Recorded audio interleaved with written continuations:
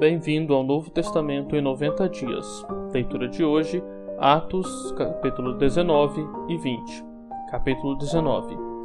Aconteceu que, estando Apolo em Corinto, Paulo, tendo passado pelas regiões mais altas, chegou a Éfeso e, achando ali alguns discípulos, perguntou-lhes: Recebestes porventura o Espírito Santo quando crestes?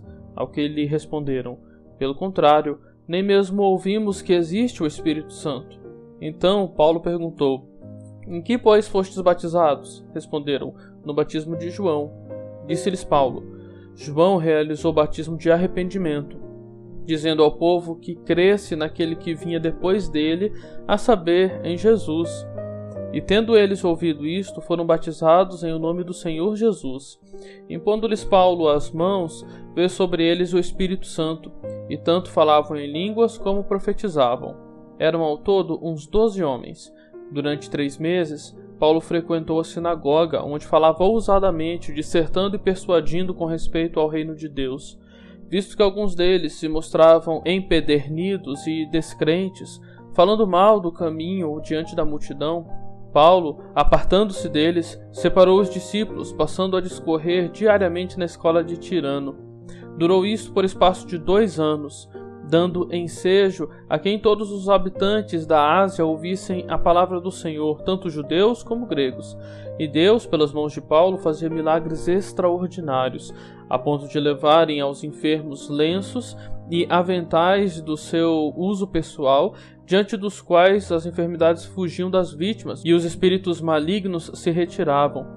E alguns judeus, exorcistas ambulantes, tentaram invocar o nome do Senhor Jesus sobre possessos de espíritos malignos, dizendo: Conjuro-vos por Jesus, a quem Paulo prega. Os que faziam isto eram 7 filhos de um judeu chamado Seva, sumo sacerdote. Mas o espírito maligno lhes respondeu: Conheço a Jesus, e sei quem é Paulo, mas vós quem sois? E o possesso do espírito maligno saltou sobre eles, subjugando a todos, e de tal modo prevaleceu contra eles que, desnudos e feridos, fugiram daquela casa. Chegou esse fato ao conhecimento de todos, assim judeus como gregos habitantes de Éfeso. Veio temor sobre todos eles, e o nome do Senhor Jesus era engrandecido. Muitos dos que creram vieram confessando e denunciando publicamente as suas próprias obras. Também muitos dos que haviam praticado artes mágicas, reunindo seus livros, os queimaram diante de todos. Calculados os seus preços, achou-se que montavam a 50.000 denários. Assim a palavra do Senhor crescia e prevalecia poderosamente. Cumpridas estas coisas, Paulo resolveu no seu espírito ir a Jerusalém, passando pela Macedônia e Acaia, considerando, depois de haver estado ali, importa-me ver também Roma. Tendo enviado à Macedônia 2 daqueles que lhe ministravam, Timóteo e Erasto, permaneceu algum tempo na Ásia. Por esse tempo houve grande alvoroço acerca do caminho, pois um ourives, chamado Demétrio, que fazia de prata nichos de Diana e que dava muito lucro aos artífices, convocando-os juntamente com outros da mesma profissão, disse-lhes: Senhores, sabeis que deste ofício vem a nossa prosperidade, e estáis vendo e ouvindo que não só em Éfeso, mas em quase toda a Ásia, este Paulo tem persuadido e desencaminhado muita gente, afirmando não serem deuses os que são feitos por mãos humanas. Não somente há o perigo da nossa profissão cair em descrédito, como também o de o próprio templo da grande deusa Diana ser estimado em nada e ser mesmo destruída a majestade daquela que toda a Ásia e o mundo adoram. Ouvindo isto, encheram-se de furor e clamavam: Grande é a Diana dos Efésios.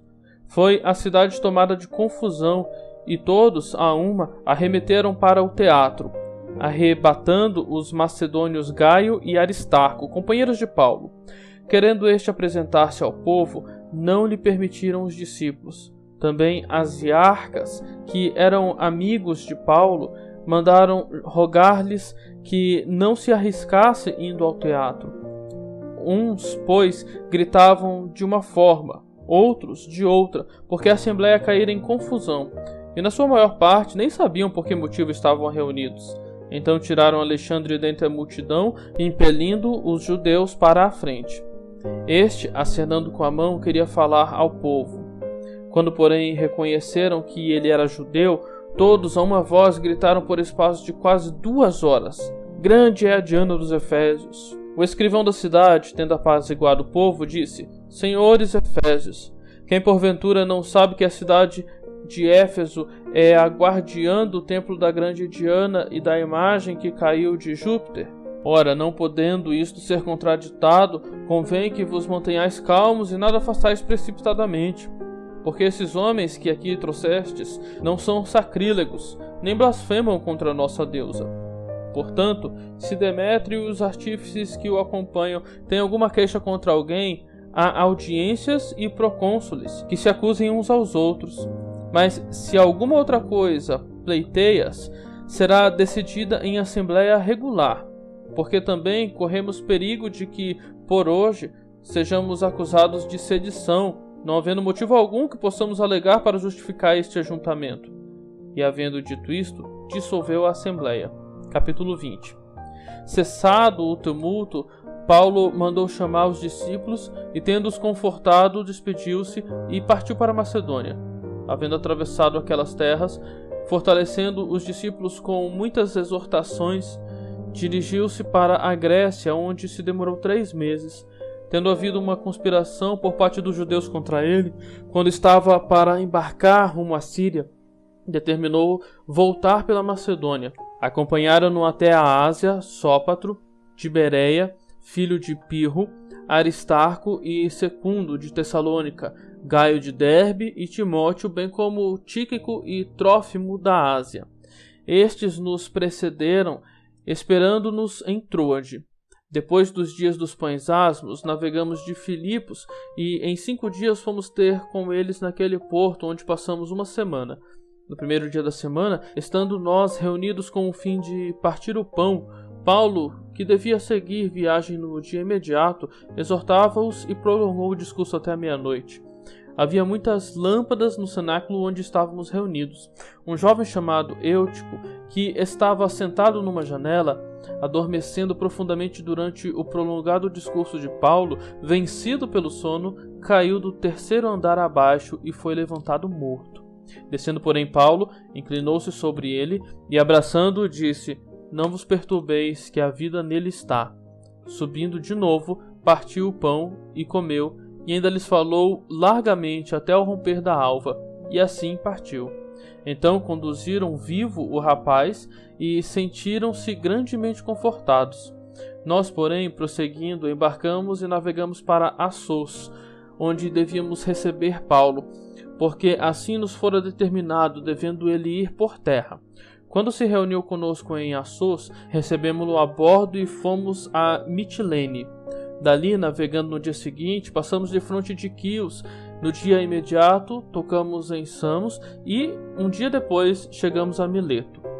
Porque Paulo já havia determinado não aportar em Éfeso, não querendo demorar-se na Ásia, porquanto se apressava com o intuito de passar o dia de Pentecostes em Jerusalém, caso lhe fosse possível.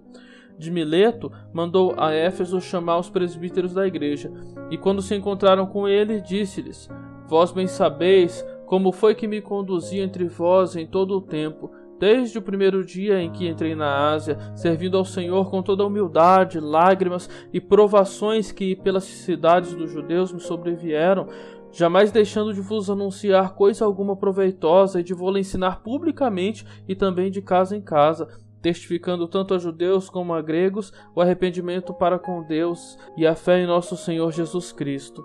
E agora, constrangido em meu espírito, vou para Jerusalém, não sabendo o que ali me acontecerá, senão que o Espírito Santo, de cidade em cidade, me assegura que me esperam cadeias e tribulações. Porém, em nada considero a vida preciosa para mim mesmo, conquanto que complete a minha carreira e o ministério que recebi do Senhor Jesus para testemunhar o Evangelho da graça de Deus. Agora eu sei que todos vós, em cujo meio passei pregando o reino, não vereis mais o meu rosto. Portanto, eu vos protesto no dia de hoje que estou limpo do sangue de todos, porque jamais deixei de vos anunciar todo o desígnio de Deus. Atendei por vós e por todo o rebanho sobre o qual o Espírito Santo vos constituiu bispos, para pastoreardes a igreja de Deus, a qual ele comprou com o seu próprio sangue. Eu sei que, depois da minha partida, entre vós penetrarão lobos vorazes, que não pouparão o rebanho, e que dentre vós mesmos se levantarão homens falando coisas pervertidas para arrastar os discípulos atrás deles.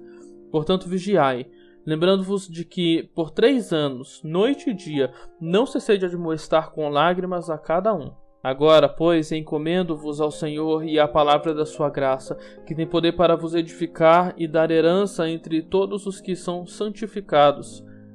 De ninguém cobiceis prata, nem ouro, nem vestes.